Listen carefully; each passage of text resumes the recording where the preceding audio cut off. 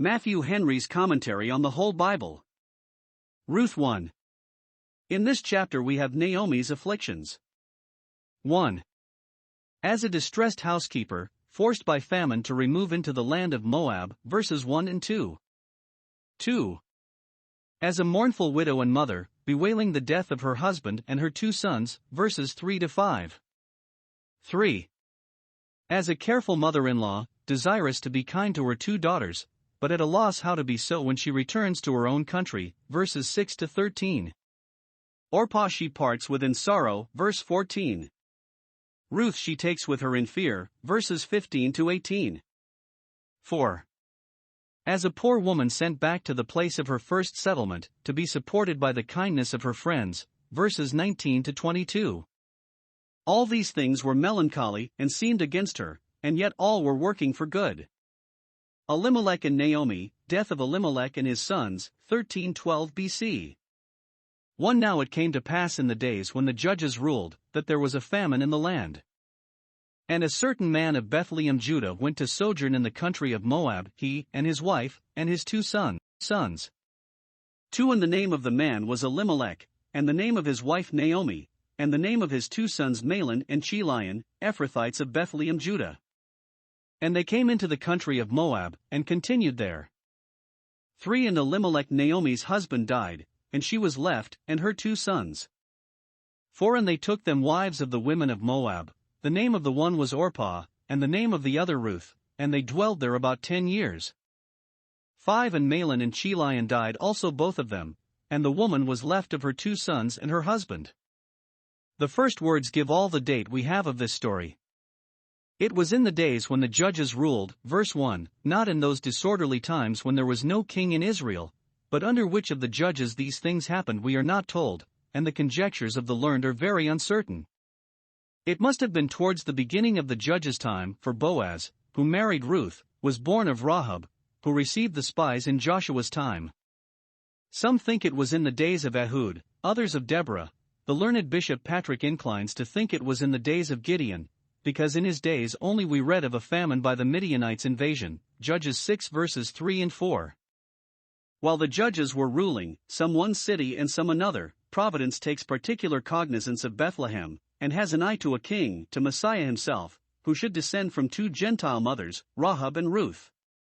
Here is 1. A famine in the land of Kanan, that land flowing with milk and honey. This was one of the judgments which God had threatened to bring upon them for their sins, Leviticus 26 verses 19 and 20. He has many arrows in his quiver. In the days of the judges they were oppressed by their enemies, and, when by that judgment they were not reformed, God tried this, for when he judges he will overcome. When the land had rest, yet it had not plenty, even in Bethlehem, which signifies the house of bread, there was scarcity. A fruitful land is turned into barrenness, to correct and restrain the luxury and wantonness of those that dwell therein. 2. An account of one particular family distressed in the famine, it is that of Elimelech. His name signifies my God a king, agreeable to the state of Israel when the judges ruled, for the Lord was their king, and comfortable to him and his family in their affliction, that God was theirs, and that he reigns forever. His wife was Naomi, which signifies my amiable or pleasant one. But his sons' names were Mahlon and Chilion, sickness and consumption, perhaps because weakly children, and not likely to be long-lived. Such are the productions of our pleasant things, weak and infirm, fading and dying. 3. The removal of this family from Bethlehem into the country of Moab on the other side Jordan, for subsistence, because of the famine, verses 1 and 2. It seems there was plenty in the country of Moab when there was scarcity of bread in the land of Israel.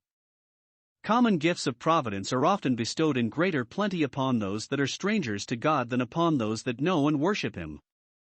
Moab is at ease from his youth, while Israel is emptied from vessel to vessel, Jeremiah 48 verse 11, not because God loves Moabites better, but because they have their portion in this life. Thither Elimelech goes, not to settle forever, but to sojourn for a time, during the dearth, as Abraham, on a similar occasion, went into Egypt, and Isaac into the land of the Philistines.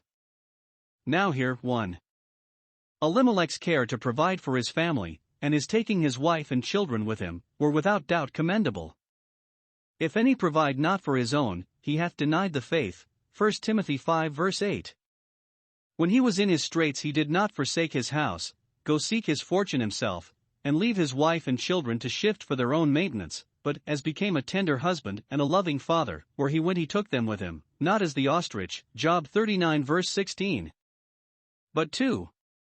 I see not how his removal into the country of Moab, upon this occasion, could be justified. Abraham and Isaac were only sojourners in Canaan, and it was agreeable to their condition to remove, but the seed of Israel were now fixed, and ought not to remove into the territories of the heathen. What reason had Elimelech to go more than any of his neighbors? If by any ill husbandry he had wasted his patrimony, and sold his land or mortgaged it, as it should seem, chapter 4 verses 3 and 4, which brought him into a more necessitous condition than others, the law of God would have obliged his neighbors to relieve him, Leviticus 25 verse 35, but that was not his case, for he went out full, verse 21. By those who tarried at home it appears that the famine was not so extreme, but that there was sufficient to keep life and soul together, and his charge was but small, only 2 sons. But if he could not be content with the short allowance that his neighbors took up with, and in the day of famine could not be satisfied unless he kept as plentiful a table as he had done formerly, if he could not live in hope that there would come years of plenty again in due time, or could not with patience wait for those years, it was his fault, and he did by it dishonor God and the good land he had given them, weaken the hands of his brethren, with whom he should have been willing to take his lot, and set an ill example to others. If all should do as he did, Canaan would be dispeopled. Note, it is an evidence of a discontented, distrustful, unstable spirit, to be weary of the place in which God hath set us, and to be for leaving it immediately whenever we meet with any uneasiness or inconvenience in it. It is folly to think of escaping that cross which, being laid in our way, we ought to take up. It is our wisdom to make the best of that which is, for it is seldom that changing our place is mending it. Or, if he would remove, why to the country of Moab? If he had made inquiry, it is probable he would have found plenty in some of the tribes of Israel, those, for instance, on the other side Jordan, that bordered on the land of Moab, if he had had that zeal for God and his worship, and that affection for his brethren which became an Israelite, he would not have persuaded himself so easily to go and sojourn among Moabites. For, the marriage of his 2 sons to 2 of the daughters of Moab after his death, verse 4. All agree that this was ill done. The Chaldee says, they transgressed the decree of the word of the Lord in taking strange wives. If they would not stay unmarried till their return to the land of Israel, they were not so far off, but that they might have fetched themselves wives thence. Little did Elimelech think, when he went to sojourn in Moab, that ever his sons would thus join in affinity with Moabites. But those that bring young people into bad acquaintance, and take them out of the way of public ordinances, though they may think them well principled and armed against temptation, know not what they do, nor what will be the end thereof. It does not appear that the women they married were proselyte to the Jewish religion, for Orpah is said to return to her gods, verse 15, the gods of Moab were hers still.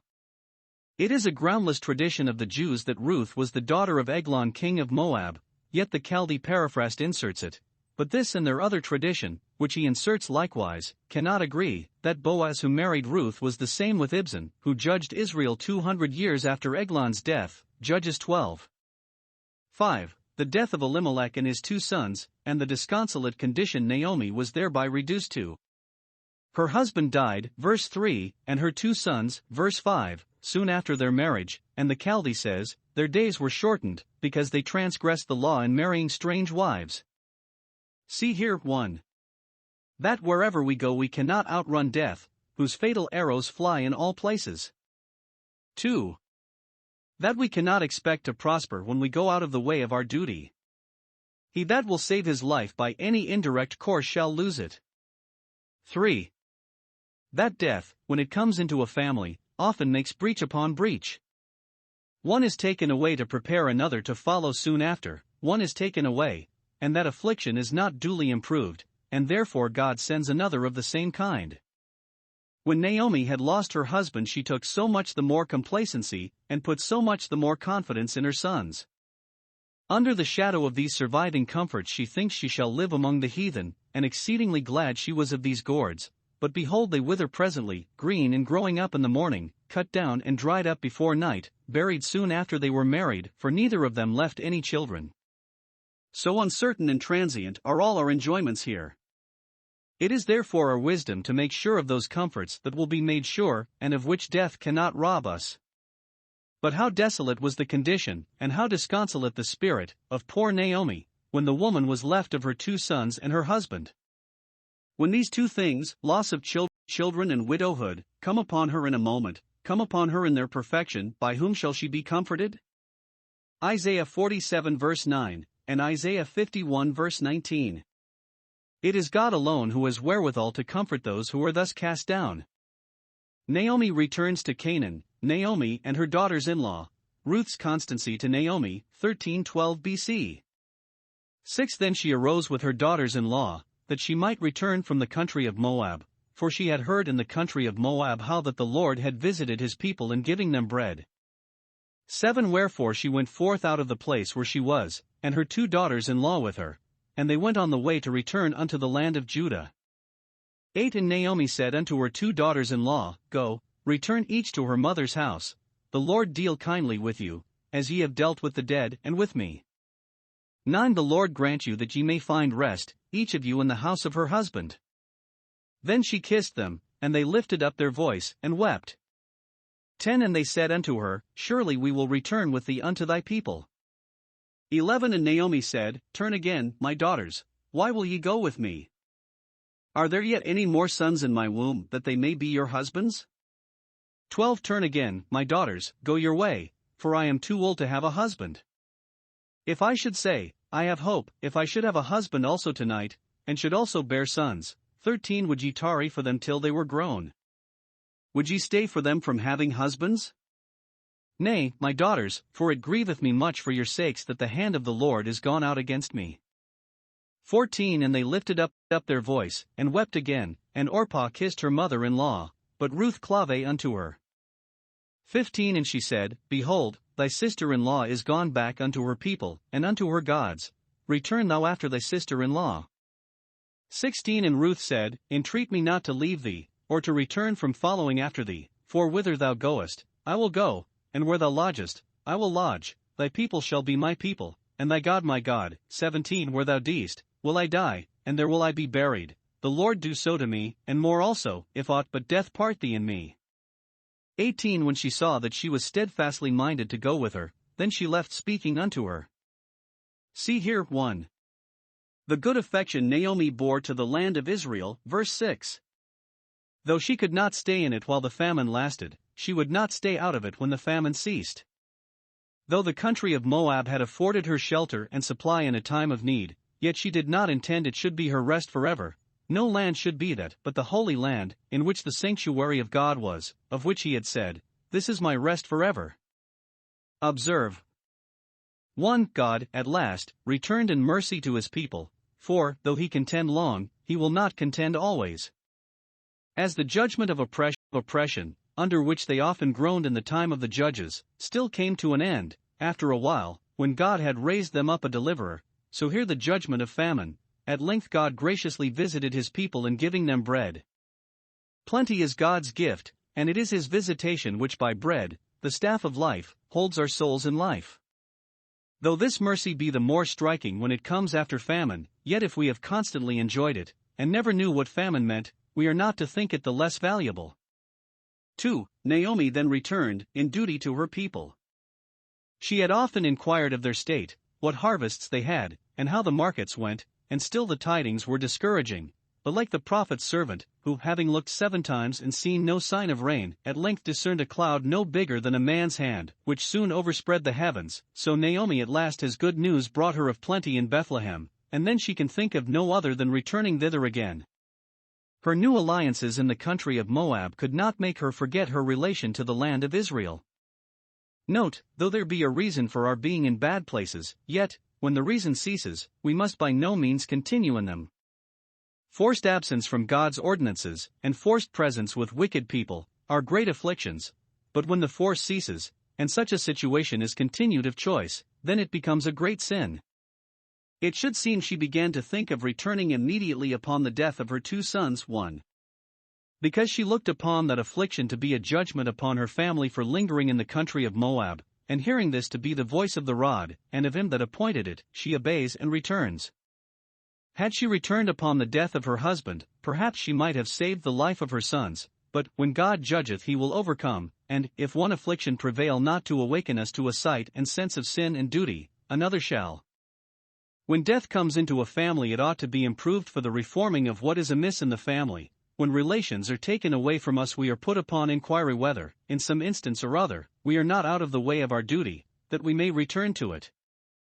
God calls our sins to remembrance, when he slays a son, 1 Kings 17 verse 18. And, if he thus hedge up our way with thorns, it is that he may oblige us to say, we will go and return to our first husband, as Naomi here to her country, Hosea 2 verse 7. 2. Because the land of Moab had now become a melancholy place to her. It is with little pleasure that she can breathe in that air in which her husband and sons had expired, or go on that ground in which they lay buried out of her sight, but not out of her thoughts. Now she will go to Canaan again. Thus God takes away from us the comforts we stay ourselves too much upon and solace ourselves too much in, here in the land of our sojourning, that we may think more of our home in the other world, and by faith and hope may hasten towards it.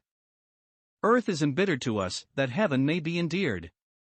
2. The good affection which her daughters-in-law, and one of them especially, bore to her, and her generous return of their good affection. 1. They were both so kind as to accompany her, some part of the way at least, when she returned towards the land of Judah. Her 2 daughters-in-law did not go about to persuade her to continue in the land of Moab, but, if she was resolved to go home, would pay her all possible civility and respect at parting. And this was one instance of it. They would bring her on her way, at least to the utmost limits of their country, and help her to carry her luggage as far as they went, for it does not appear that she had any servant to attend her. Verse 7. By this we see both that Naomi, as became an Israelite, had been very kind and obliging to them, and had won their love, in which she is an example to all mothers-in-law, and that Orpah and Ruth had a just sense of her kindness, for they were willing to return it thus far. It was a sign they had dwelt together in unity, though those were dead by whom the relation between them came. Though they retained an affection for the gods of Moab, verse 15, and Naomi was still faithful to the God of Israel, yet that was no hindrance to either side from love and kindness, and all the good offices that the relation required. Mothers-in-law and daughters-in-law are too often at variance, Matthew 10 verse 35, and therefore it is the more commendable if they live in love. Let all who sustain this relation aim at the praise of doing so. 2. When they had gone a little way with her Naomi, with a great deal of affection, urged them to go back, verses 8 and 9 return each to her mother's house. When they were dislodged by a sad providence from the house of their husbands it was a mercy to them that they had their parents yet living, that they had their houses to go to, where they might be welcome and easy, and were not turned out to the wide world. Naomi suggests that their own mothers would be more agreeable to them than a mother-in-law, especially when their own mothers had houses, and their mother-in-law was not sure she had a place to lay her head in which she could call her own. She dismisses them. 1. With commendation. This is a debt owing to those who have conducted themselves well in any relation. They ought to have the praise of it. You have dealt kindly with the dead and with me, that is, you are good wives to your husbands that are gone, and have been good daughters to me, and not wanting to your duty in either relation. Note, when we in our relations are parting, by death or otherwise, it is very comfortable if we have both their testimony and the testimony of our own consciences for us that while we were together we carefully endeavored to do our duty in the relation. This will help to allay the bitterness of parting, and, while we are together, we should labor so to conduct ourselves as that when we part we may not have cause to reflect with regret upon our miscarriages in the relation. 2. With prayer. It is very proper for friends, when they part, to part with prayer. She sends them home with her blessing, and the blessing of a mother-in-law is not to be slighted. In this blessing she twice mentions the name Jehovah, Israel's God, and the only true God, that she might direct her daughters to look up to him as the only fountain of all good. To him she prays in general that he would recompense to them the kindness they had shown to her and hers. It may be expected and prayed for in faith that God will deal kindly with those that have dealt kindly with their relations. He that watereth shall be watered also himself.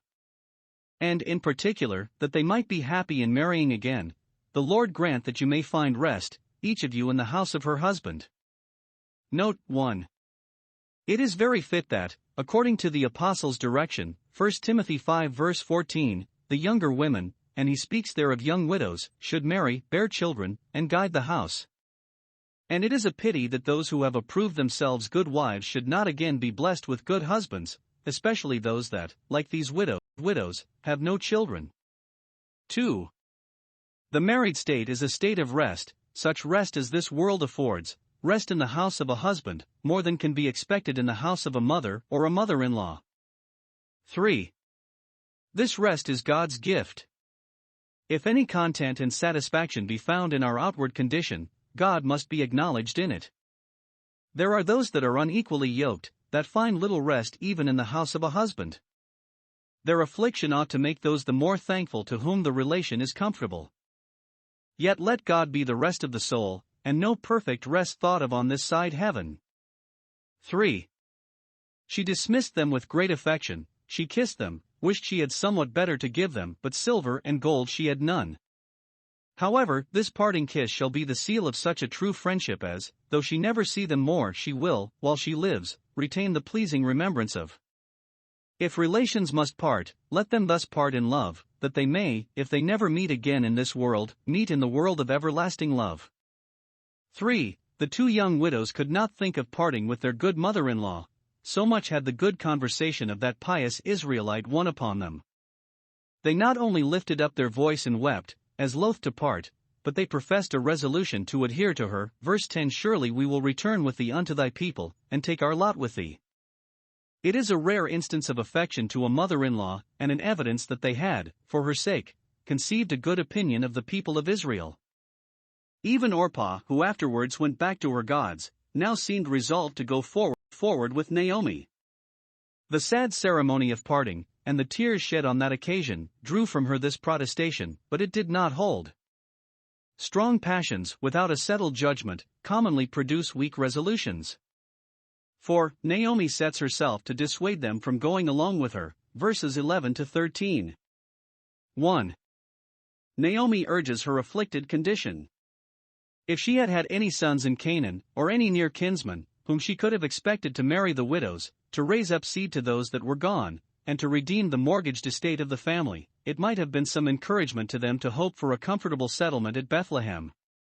But she had no sons, nor could she think of any near kinsman likely to do the kinsman's part, and therefore argues that she was never likely to have any sons to be husbands for them, for she was too old to have a husband. It became her age to think of dying and going out of the world, not of marrying and beginning the world again.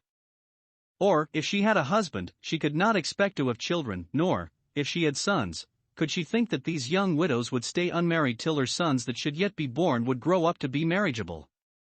Yet this was not all. She could not only not propose to herself to marry them like themselves, but she knew not how to maintain them like themselves. The greatest grievance of that poor condition to which she was reduced was that she was not in a capacity to do for them as she would. It grieveth me more for your sakes than for my own that the hand of the Lord has gone out against me. Observe, 1. She judges herself chiefly aimed at in the affliction, that God's quarrel was principally with her. The hand of the Lord has gone out against me. I am the sinner, it is with me that God has a controversy, it is with me that he is contending, I take it to myself. This well becomes us when we are under affliction, though many others share in the trouble, yet we must hear the voice of the rod as if it spoke only against us and to us, not billeting the rebukes of it at other people's houses, but taking them to ourselves. 2. She laments most the trouble that redounded to them from it. She was the sinner, but they were the sufferers. It grieveth me much for your sakes. A gracious, generous spirit can better bear its own burden than it can bear to see it a grievance to others, or others in any way drawn into trouble by it. Naomi could more easily want herself than see her daughters want. Therefore turn again, my daughters, for, alas, I am in no capacity to do you any kindness. But 2. Did Naomi do well thus to discourage her daughters from going with her, when, by taking them with her, she might save them from the idolatry of Moab and bring them to the faith and worship of the God of Israel? Naomi, no doubt, desired to do so. But 1. If they did come with her, she would not have them to come upon her account.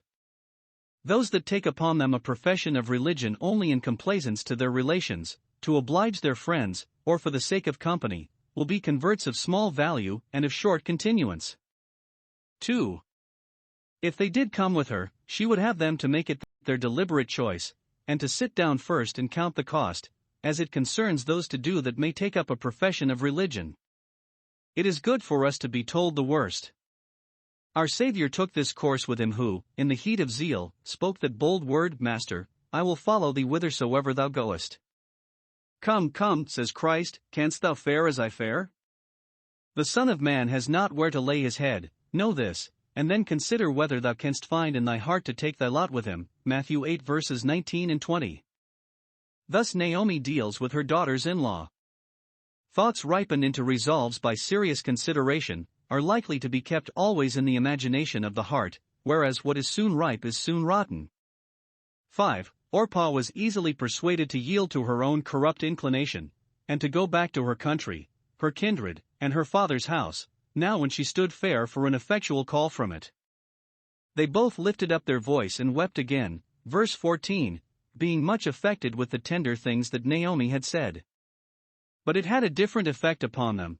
To Orpah it was a savor of death unto death, the representation Naomi had made of the inconveniences they must count upon if they went forward to Canaan sent her back to the country of Moab, and served her as an excuse for her apostasy, but, on the contrary, it strengthened Ruth's resolution, and her good affection to Naomi, with whose wisdom and goodness she was never so charmed as she was upon this occasion. Thus to her it was a savor of life unto life. 1. Orpah kissed her mother-in-law, that is, took an affectionate leave of her, bade her farewell forever, without any purpose to follow her hereafter, as he that said he would follow Christ when he had buried his father or bidden those farewell that were at home. Orpah's kiss showed she had an affection for Naomi, and was loath to part from her, yet she did not love her well enough to leave her country for her sake.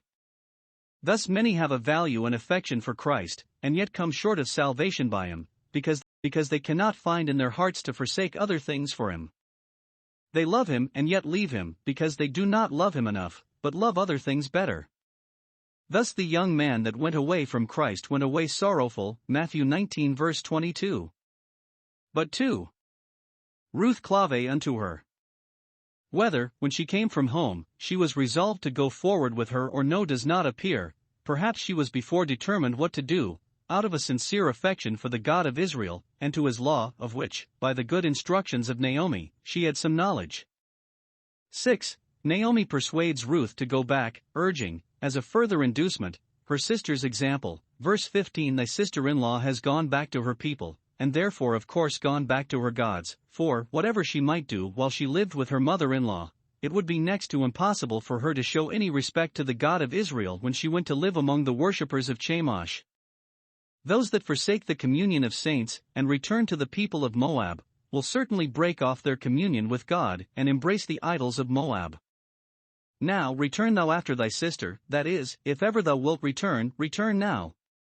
This is the greatest trial of thy constancy, stand this trial, and thou art mine forever. Such offenses as that of Orpah's revolt must needs come, that those who are perfect and sincere may be made manifest, as Ruth was upon this occasion. 7. Ruth puts an end to the debate by a most solemn profession of her immovable resolution never to forsake her, nor to return to her own country, and her old relations again. Verses 16 and 17. 1. Nothing could be said more fine, more brave, than this. She seems to have had another spirit, and another speech, now that her sister had gone, and it is an instance of the grace of God inclining the soul to the resolute choice of the better part. Draw me thus, and we will run after thee. Her mother's dissuasions made her the more resolute, as when Joshua said to the people, You cannot serve the Lord, they said it with the more vehemence, Nay, but we will. 1. She begs of her mother-in-law to say no more against her going, Entreat me not to leave thee, or to return from following after thee, for all thy entreaties now cannot shake that resolution which thy instructions formerly have wrought in me, and therefore let me hear no more of them. Note, it is a great vexation and uneasiness to those that are resolved for God and religion to be tempted and solicited to alter their resolution. Those that would not think of it would not hear of it. Entreat me not. The margin reads it, "Be not against me." Note, we are to reckon those against us, and really our enemies, that would hinder us in our way to the heavenly Canaan. Our relations they may be, but they cannot be our friends, that would dissuade us from and discourage us in the service of God and the work of religion. 2. She is very particular in her resolution to cleave to her, and never to forsake her, and she speaks the language of one resolved for God in heaven. She is so in love, not with her mother's beauty or riches, or gaiety, all these were withered and gone, but with her wisdom, and virtue, and grace, which remained with her, even in her present poor and melancholy condition, that she resolves to cleave to her. First, she will travel with her. "Whither thou goest I will go, though to a country I never saw, and in a low and ill opinion of which I have been trained up, though far from my own country, yet with thee every road shall be pleasant." Secondly, she will dwell with her. "Where thou lodgest I will lodge, though it be in a cottage, nay, though it be no better a lodging than Jacob had when he had the stones for his pillow. Where thou settest up thy staff I will set up mine, be it where it may." Thirdly, she will twist interest with her. "Thy people shall be my people." From Naomi's character she concludes certainly that the great nation was a wise and an understanding people. She judges of them all by her good mother who, wherever she went, was a credit to her country, as all those should study to be who profess relation to the better country, that is, the heavenly, and therefore she will think herself happy if she may be reckoned one of them. Thy people shall be mine to associate with, to be conformable to, and to be concerned for. Fourthly, she will join in religion with her. Thus she determined to be hers usque ad eris to the very altars. "Thy God shall be my God, and farewell to all the gods of Moab, which are vanity and a lie. I will adore the God of Israel, the only living and true God, trust in him alone, serve him, and in everything be ruled by him. This is to take the Lord for our God."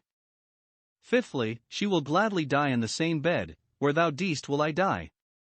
She takes it for granted they must both die, and that in all probability Naomi, as the elder, would die first, and resolves to continue in the same house, if it might be, till her days also were fulfilled, intimating likewise a desire to partake of her happiness in death. She wishes to die in the same place, in token of her dying after the same manner. "Let me die the death of righteous Naomi, and let my last end be like hers."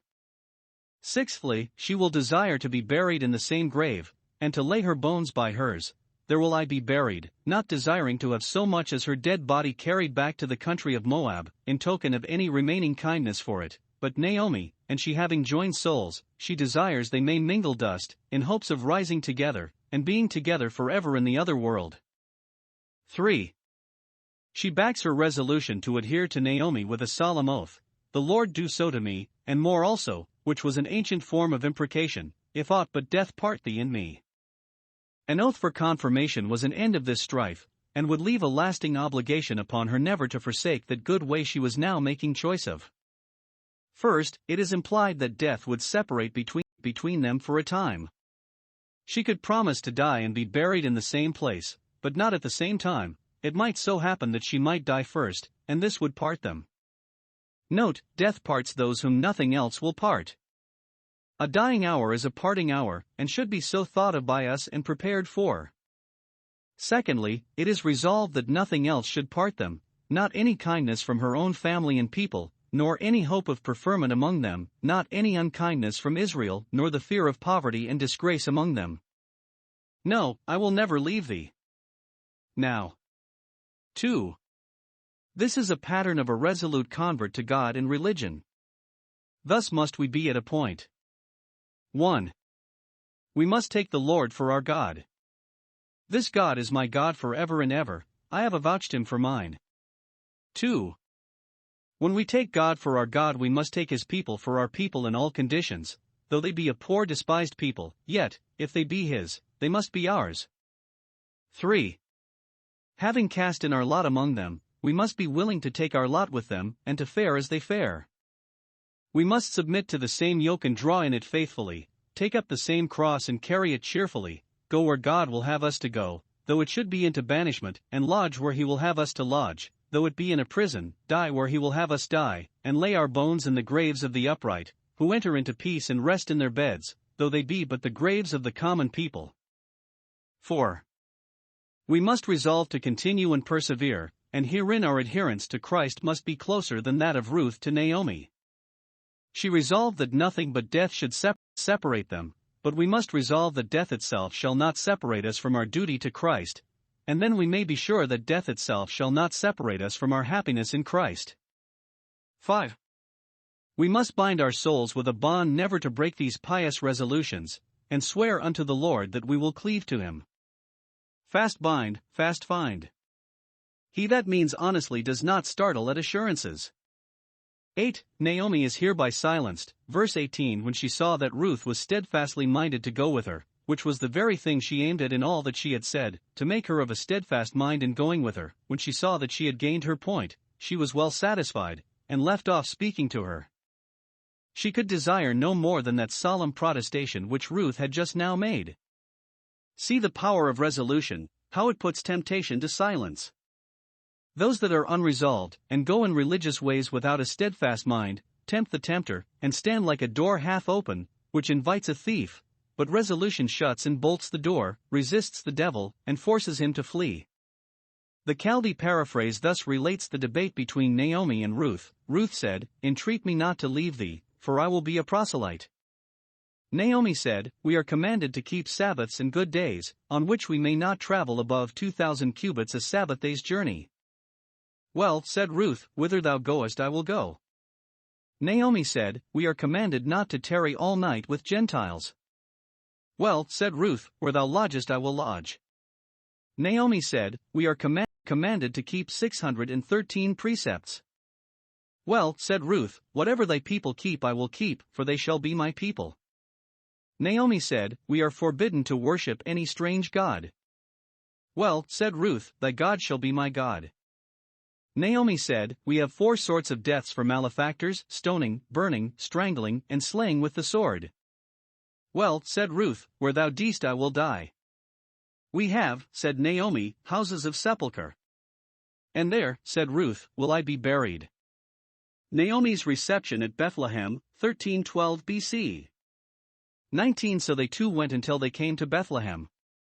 And it came to pass, when they were come to Bethlehem, that all the city was moved about them, and they said, "Is this Naomi?"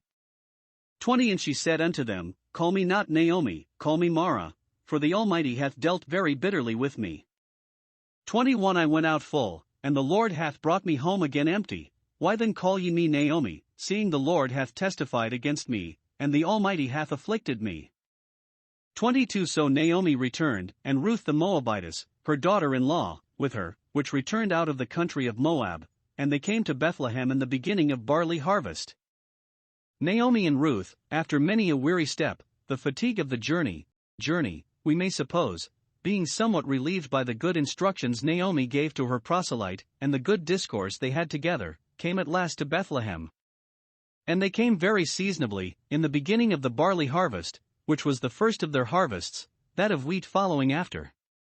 Now Naomi's own eyes might convince her of the truth of what she had heard in the country of Moab, that the Lord had visited his people in giving them bread, and Ruth might see this good land in its best state, and now they had opportunity to provide for winter. Our times are in God's hand, both the events and the time of them.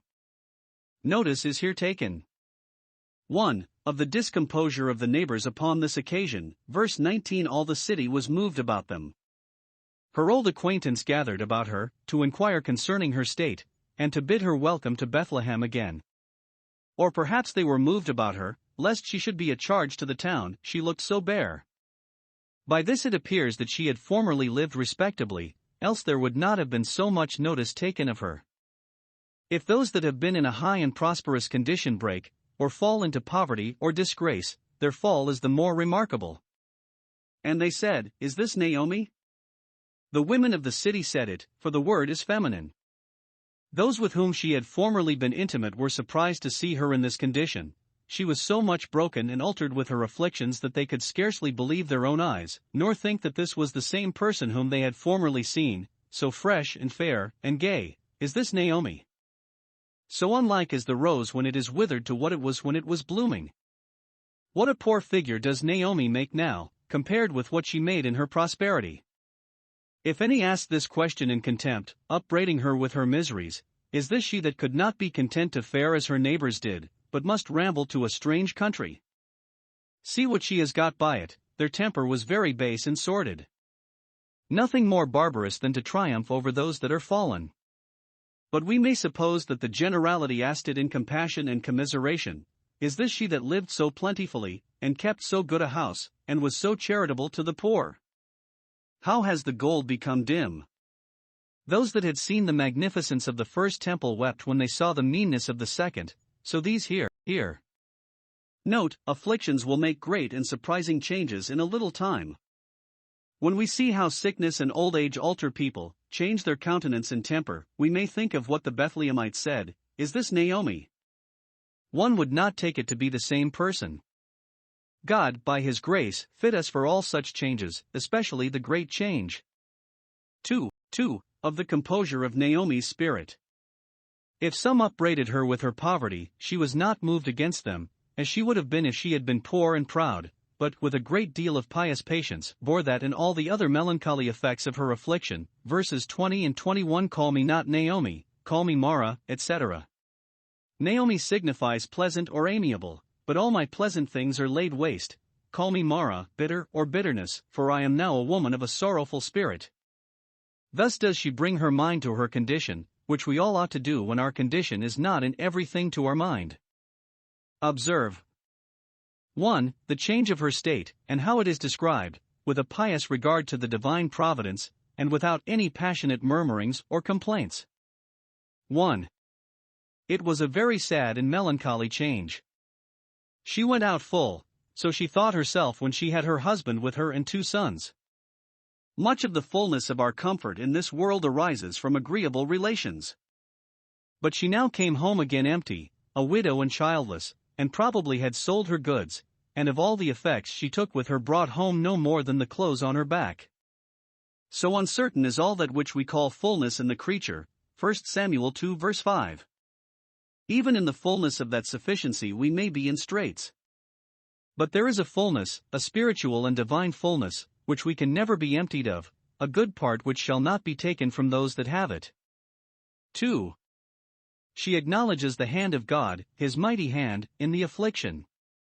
It is the Lord that has brought me home again empty, it is the Almighty that has afflicted me. Note, nothing conduces more to satisfy a gracious soul under an affliction than the consideration of the hand of God in it. It is the Lord, 1 Samuel 3 verse 18, Job 1 verse 21. Especially to consider that He who afflicts us is Shaddai, the Almighty, with whom it is folly to contend, and to whom it is our duty and interest to submit. It is that name of God by which He enters into covenant with His people. I am God Almighty, God all-sufficient, Genesis 17 verse 1. He afflicts as a God in covenant, and His all-sufficiency may be our support and supply under all our afflictions. He that empties us of the creature knows how to fill us with Himself. 3. She speaks very feelingly of the impression which the affliction had made upon her. He has dealt very bitterly with me. The cup of affliction is a bitter cup, and even that which afterwards yields the peaceable fruit of righteousness, yet, for the present, is not joyous, but grievous. Hebrews 12 verse 11. Job complains, "Thou writest bitter things against me." Job 13 verse 26. 4. She owns the affliction to come from God as a controversy. The Lord hath testified against me. Note, when God corrects us He testifies against us and contends with us, Job 10 verse 17, intimating that He is displeased with us. Every rod has a voice, the voice of a witness. 2. The compliance of her spirit with this change. Call me not Naomi, for I am no more pleasant, either to myself or to my friends, but call me Mara, a name more agreeable to my present state. Many that are debased and impoverished yet affect to be called by the empty names and titles of honor they have formerly enjoyed. Naomi did not so. Her humility regards not a glorious name in a dejected state. If God deal bitterly with her, she will accommodate herself to the dispensation, and is willing to be called Mara, bitter. Note, it well becomes us to have our hearts humbled under humbling providences. When our condition is brought down, our spirit should be brought down with it. And then our troubles are sanctified to us when we thus comport with them, for it is not an affliction itself, but an affliction rightly borne, that does us good. Perdidisti tot mala, Si nondum misera esse didicisti, so many calamities have been lost upon you if you have not yet learned how to suffer. Senior ad helve. Tribulation works patience.